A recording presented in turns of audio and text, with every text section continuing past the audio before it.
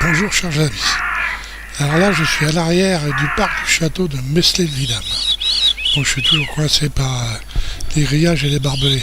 Et même si je pouvais passer, j'arracherais mes culottes avec les talons qu'il y a là-dedans. Je suis pas... Tiens, c'est un renard. Ouais, c'est un renard. Il est pas loin. Donc je suis pas équipé pour traverser tout ça. J'aurais aimé faire un tour dans ce labyrinthe, savoir si j'ai toujours un bon sens de l'orientation. En plus, il y a un grand étang. J'aurais aimé voir ça. Bon, on va refaire un petit peu d'histoire. Avant la Deuxième Guerre mondiale, en 1924, M. Georges Lévy acheta le château. Il était marié à une Américaine. Et en mai 1940, il partit en Amérique. Vous avez compris qu'il était juif, non? Il ne restait plus au château que le concierge. Moi, je n'étais pas portugais, hein. C'était un bon... Oh, il y a de la bagarre chez Bernard, là. Et tant que les petits ils quittent le terrier. Alors, il faut savoir que la renarde et le loup ne se sont jamais croisés, hein, parce que les petits issus de cette union, on les aura appelés les relous.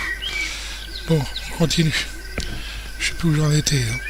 Donc, il y avait le concierge, le garde-chasse, le jardinier, un homme d'entretien, la cuisinière, et M. Lévy avait nommé un régisseur pour gérer l'ensemble du domaine.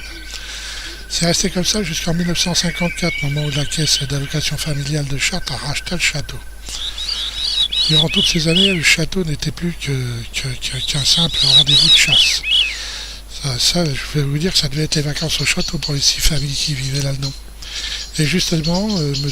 Quéré, le régisseur, eut l'idée d'accueillir des colonies de vacances, en particulier celle de l'abbé Pêchetot de Chartres, et d'autres aussi, comme celle du 16e arrondissement de Paris et celle des Houillères du Nord. Si les mômes cavalaient à travers le parc avec toutes les qu'il y avait, l'abbé Pêchetot devait avoir du mal le soir à regrouper ses ouailles. Hein. Bon, ce devait être, ce n'était plus du moins l'abbé Pêchetot, mais l'abbé Couchetard. Bon, chers amis, sur ce, je vais vous quitter, je vous renvoie à vos occupations et rendez-vous à une prochaine vidéo. Au revoir.